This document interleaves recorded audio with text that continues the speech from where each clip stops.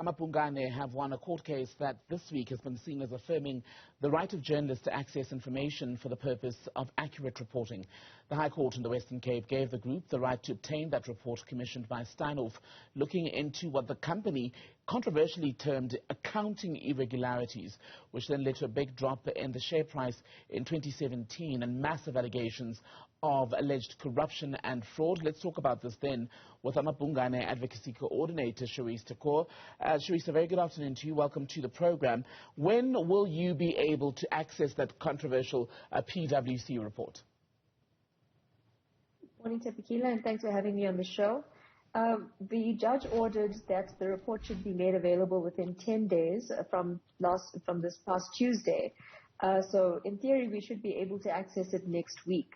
However, we do expect that Steinhoff may appeal the decision, but really we are hoping that we'll be able to get this access to this report sooner rather than later. Let's talk about why you fought so hard all the way to court even to be able to access this report and how you believe it'll help us better understand what happened at Steinhoff in the years in question. The report in question was commissioned shortly after the scandal broke in December 2017, the one that led to the precipitous drop in Steinhoff's share price. It was Steinhoff briefed Worksman's lawyers to instruct PwC to conduct an investigation into the alleged accounting irregularities. The report itself, as we know, goes into over many thousands of pages. So whereas the public has been left kind of wondering what exactly transpired prior to December 2017, we don't have the full picture. So it was very important to the Financial Mail and amaBhungane to push very hard, because this is a matter of general public interest, not just to Steinhoff, but it really is a corporate scandal that we ought to know more.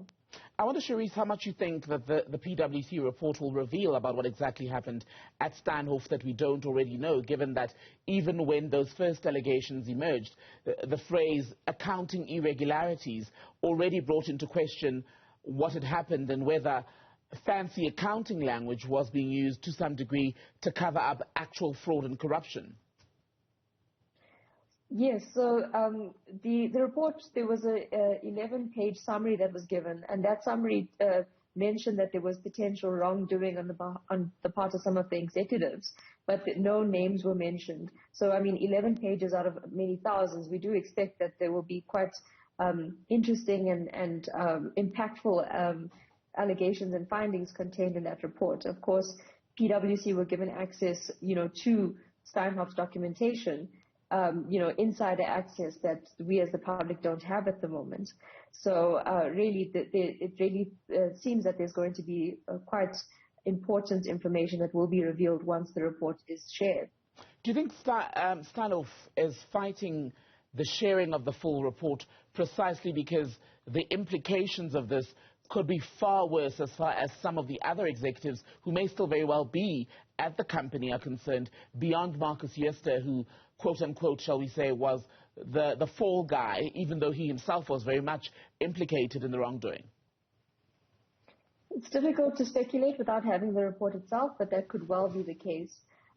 Obviously, these are quite serious allegations, and the impact of it was really, this is one of South Africa's greatest corporate scandals in recent times.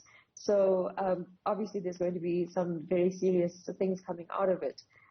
We don't know yet who will be implicated, but the report will reveal all, it seems.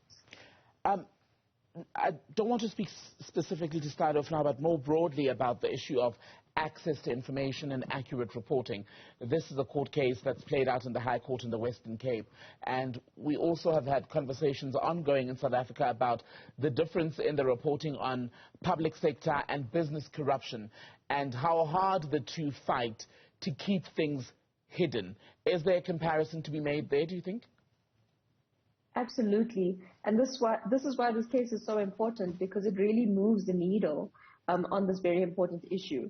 The court really affirmed the ability of especially journalists in the exercise of their right to freedom of expression to access information from private bodies. But because you're a private body, like a company, it's not necessarily that your information is always going to be secret. You'll need to be able to put up a kind of reason or ground of refusal. And Steinhoff put up the ground of refusal of legal privilege, which is something that you see companies tending to do. They will brief lawyers just for the sake of being able to claim legal privilege, when in fact legal privilege doesn't exist. So in this case, the judge went through all the relevant evidence step by step. And based on what Steinhoff had put up as evidence that they had contemplated litigation and hence the report was privileged, the court actually found that in all of the instances, they could not show that they had in fact commissioned the report in contemplation of litigation. So the report was not privileged, and that's how we were able to get access to it.